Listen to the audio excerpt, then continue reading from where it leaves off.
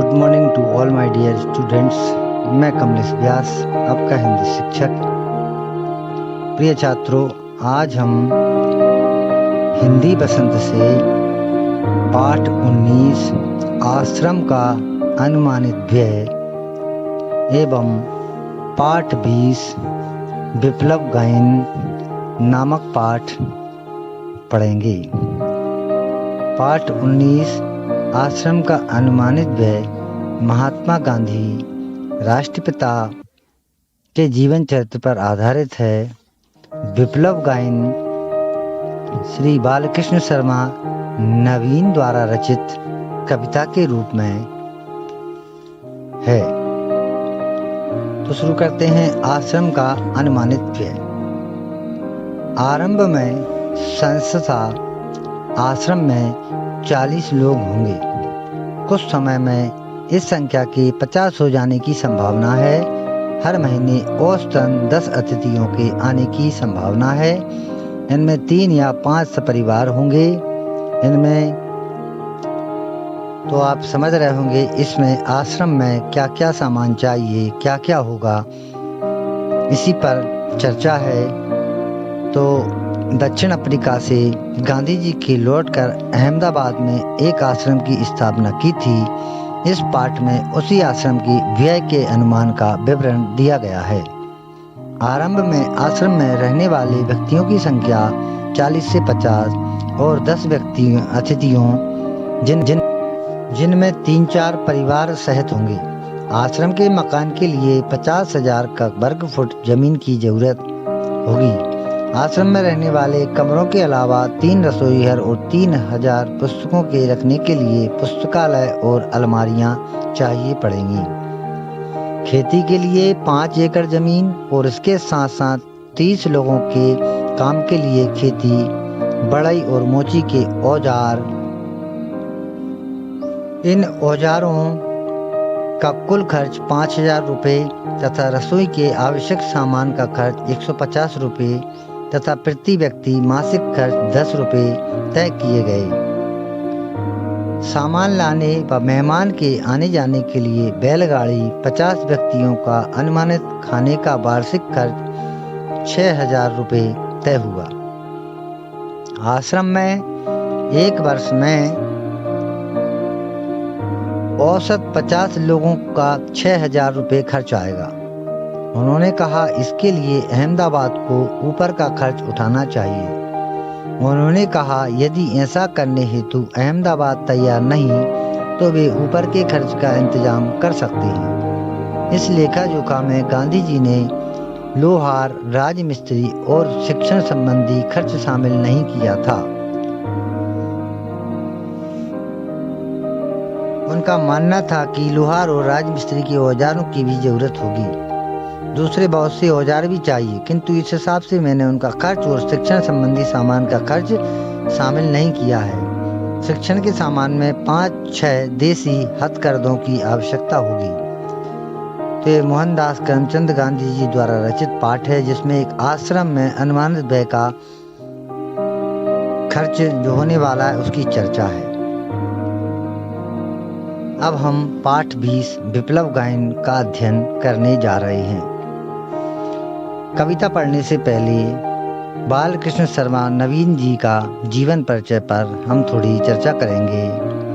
बालकृष्ण शर्मा नवीन का जीवन परिचय। कवि बालकृष्ण शर्मा नवीन का जन्म 8 दिसंबर सन 1897 को मध्य प्रदेश राज्य के ग्वालियर शहर के भयाना नामक गांव में हुआ। वे एक महान लेखक थे। वे सन 1952 से लेकर अपनी अंतिम घड़ियों तक संसद के सदस्य रहे। इनकी प्रमुख रचनाएं रश्मि रेखा, उर्मिला, कुमकुम, अपलक आदि हैं।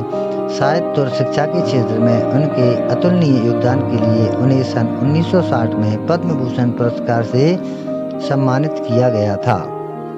विप्लव गायन कविता का अर्थ हम पढ़ना आरंभ करते हैं। कभी कुछ ऐसी तान सुनाओ जिससे उथल पुथल मच जाए, एक हिलोर इधर से आए, एक हिलोर उधर से आए। सावधान मेरी बीड़ा में चिंगारियां आन बैठी हैं, टूटी हैं मिजराबें अंगुलियां, दोनों मेरी ऐठी हैं। कविता का अर्थ।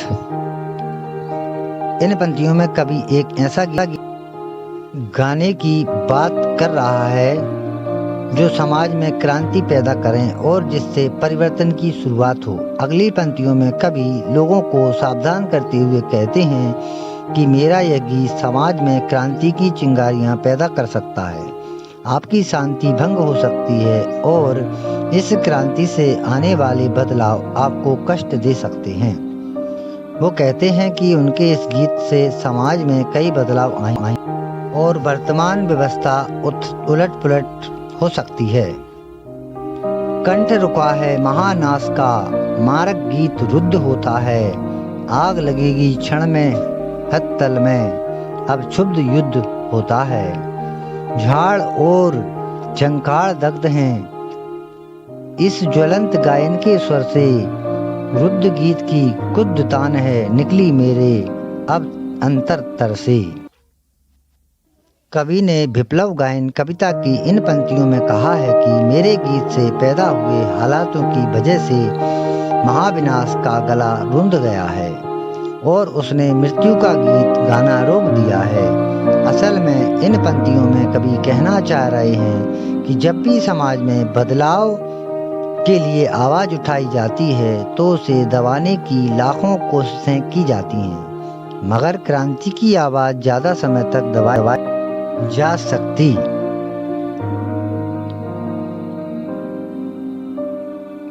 कण कण में है व्याप्त वही स्वर, रोम रोम गाता है वह ध्वनि, वही तान गाती रहती है कालकूट फणकी चिंतामणि। आज देख आया हूँ जीवन के सब राज समझ आया हूँ, भूविलास में महानाश के पोषक सूत्र परख आया हूँ। विप्लव गायन कविता की इन पंक्तियों में कवि कहते हैं कि संसार के हर एक कण में क्रांति का गीत समा गया है, हर दिशा में उसी की प्रतिध्वनि आ रही है। जिस तरह शेषनाग अपनी मणि की चिंता में डूबे रहते हैं, उसी प्रकार यह सारा संसार भी नव निर्माण के चिंतन में लीन हो गया है। विप्लव गायन कविता की अगली पंक्तियों में कवि कह रहा है कि मैं तो यह जानता हूँ कि बदलाव के बाद समाज में कैसी परिस्थितियाँ पैदा होंगी, इसलिए वो कहते हैं कि समाज के विचारों और नजरिए में बदलाव आने के साथ ही बुराइयों से भरे दूसरे समाज का विनाश होने लगेगा और इसके बाद ही एक नए राष्ट्र और समाज का निर्माण प्रारंभ होगा। ये था बालकृष्ण सर्वर नवीन द्वारा रचित